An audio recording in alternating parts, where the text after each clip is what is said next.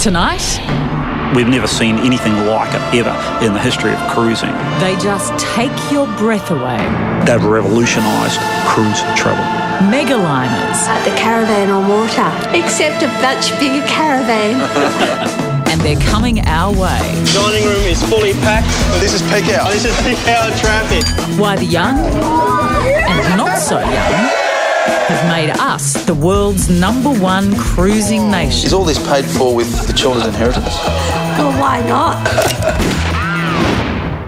Plus, No, I don't know. I can't start in the middle. John Williamson, 30 years on, The musician's fund, right? There's 10 cents. There was some IOUs in there earlier. the untold story It became a hit because it became an ad. I think it's the honesty of it. about True Blue. I sing it now. It's, oh, geez, that's a good song, you know.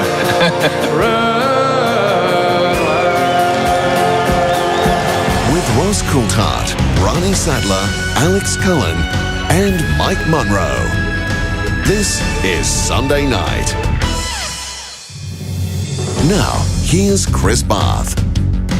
Hello and welcome to Sunday Night. True Blue a little later, but first tonight, one of the most powerful stories you'll see this year.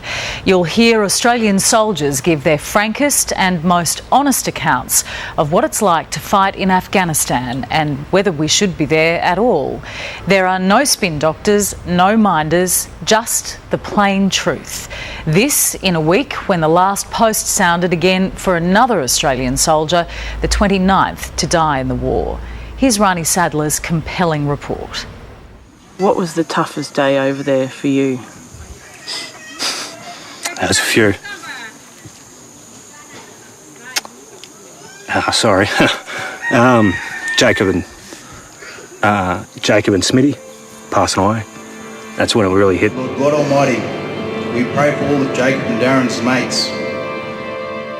I was just a mess. I just had so much hatred, and I just wasn't, doing anyone any good being there. When you do lose a couple of mates, does it make you stop and look around and think, what are we doing here? Yeah, definitely. You question why we're here losing Australian soldiers.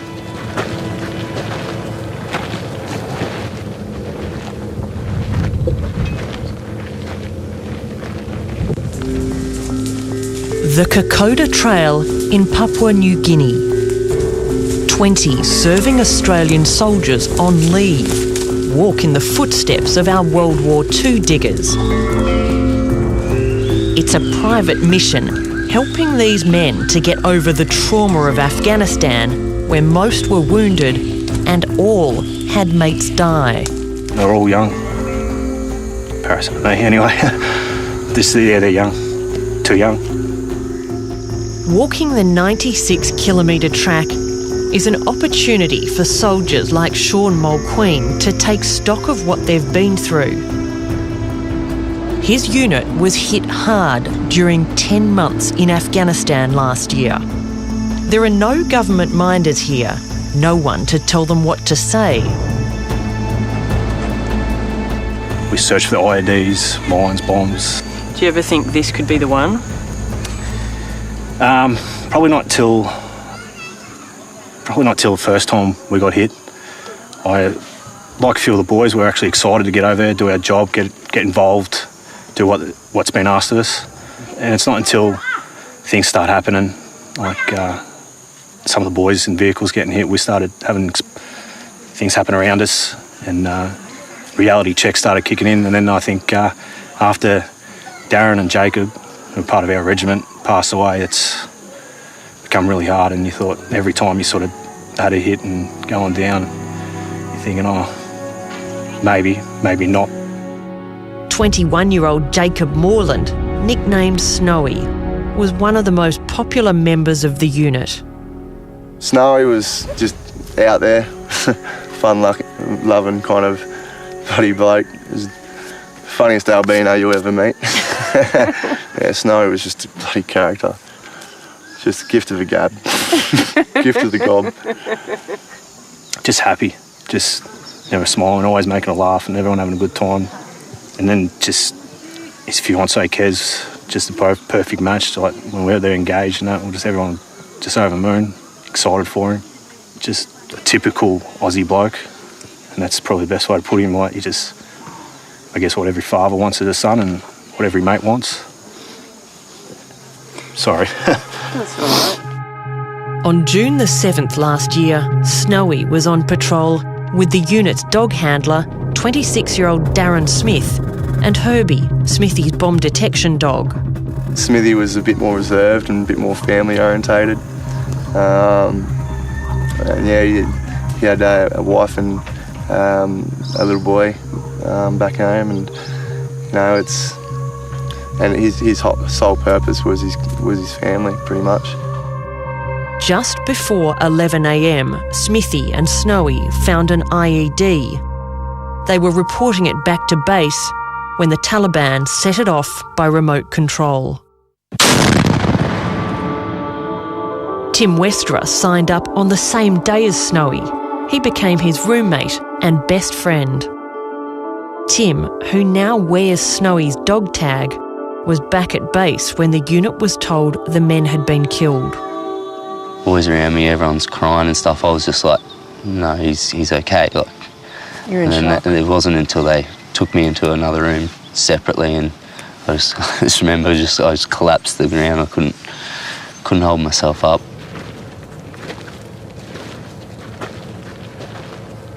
"20-year-old Tim was given leave to accompany the bodies back to Australia. I was with both of them the whole way home, and it's kind of hard after about a week and a half of just trying to be there for everyone else. I just sort of broke down. I had nothing left. What does it do to a unit when, you lose a couple of blokes in one day? It shatters it. I mean, it just shatters it. It just cripples you.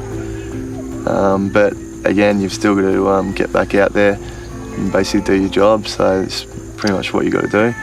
We've signed up, knowing what's ahead of us. I think the harder part is, I think, to the families. Does that frighten you that you could leave your wife and son alone? Yeah. Yeah, it's probably the scariest thought of all. I've loved seeing my son stand up for the first time, and it just, I was his first words, Dad was his first words, and I wouldn't want to miss any of that. How much do you miss Snowy? Can't explain it, not in words. I'd do anything to have him back. I'd do anything just to be there with him in his last moments. When you lose someone like Snowy, do you start wondering whether it's worth it? Yeah, I do wonder whether it's worth it, but that's not for me to decide. That's politics. I'm not a politician, I'm a soldier. Do my job as best I can. If there's somewhere else they want to send me, I'd gladly go, but... Not Afghanistan? Yeah, I just don't think I'd do any good for anyone there if I went back to Afghan. Because when I did go back to Afghan, I lasted about 2 weeks before they sent me home again, because I was just a mess. I just had so much hatred, and I just wasn't, doing anyone any good being there. What are you angry about? Just, why do you have to die? Why trying to do a good thing for people, and it's just sad that someone has to die who's got such a big heart. 21-year-old Snowy was engaged to be married. 26-year-old Smithy had a wife and son. His best mate was fellow dog handler David Brown. Do you remember the moment you found out that he'd been killed? Yeah, I do, yeah. Smithy had a very young family, and my 3 kids had grown up, and I just thought at the time it should have been me rather than Smithy. So... Do you really wish it had been you? Not wish that it had to be me. It would have been better if it was me and not Darren. Yeah. David, a 20-year Army veteran... Just being up the front there and looking for these IEDs, it just plays on your mind quite a lot. ...suffered psychological wounds from which he's struggling to recover. It sort of hit me straight away as soon as I got home. I just fell in a hole and didn't want to see anyone or talk to anyone, and apart from the boys. The family didn't know who I was at the time, and probably still wondering who I am at the moment. But so I just sat at home and did nothing and thought, what's wrong with me? What's going on with me? Why am I feeling like this? What are your darkest moments? The darkest moments are probably just involve remembering the boys and not being able to sleep at night, and then maybe drinking some drinks and then becoming very emotional. Yeah.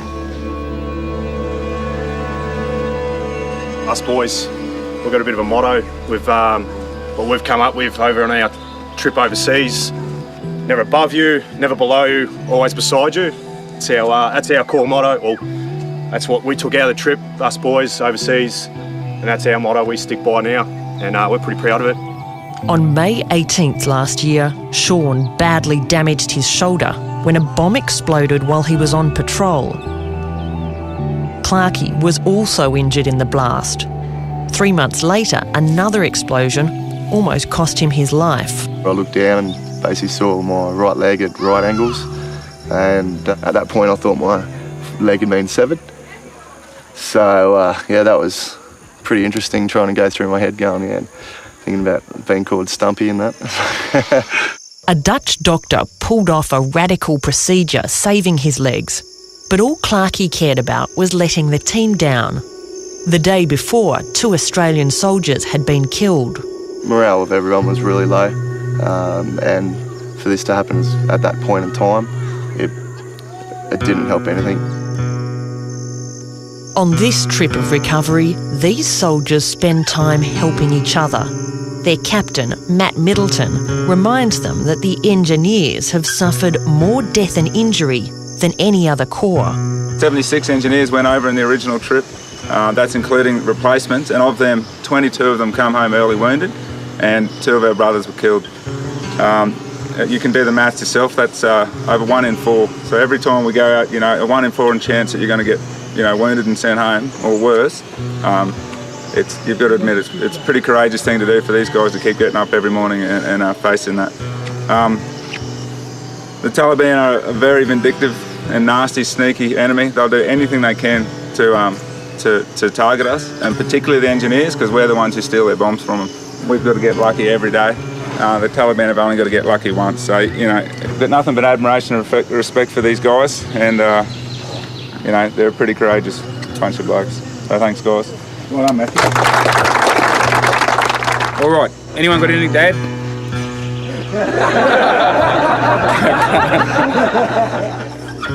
Matt's fiancée Lana has joined him on the trek.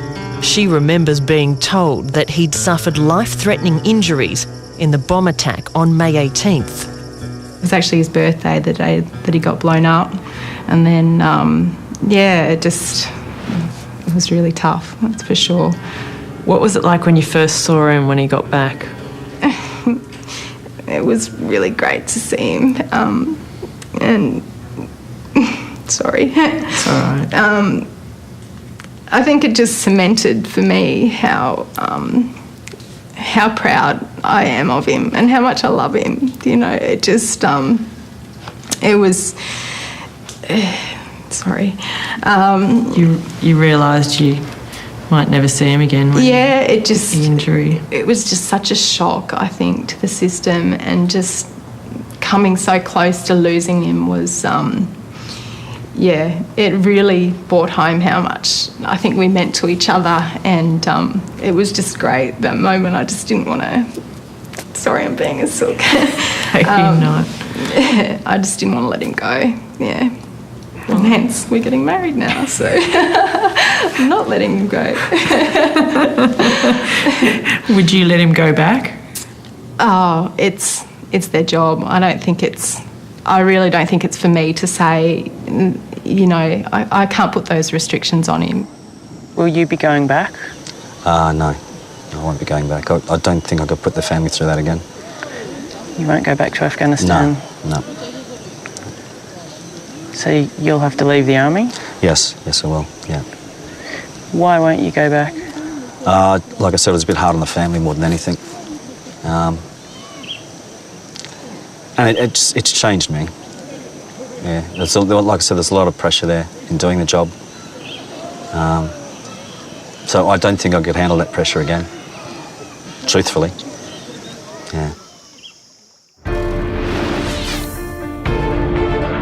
A lot of people back home don't see this, what happens to your best mates, you know. So this Kokoda, for him and I to do, was going to be very, very important. I mean, it's one of the proudest things I've been able to do.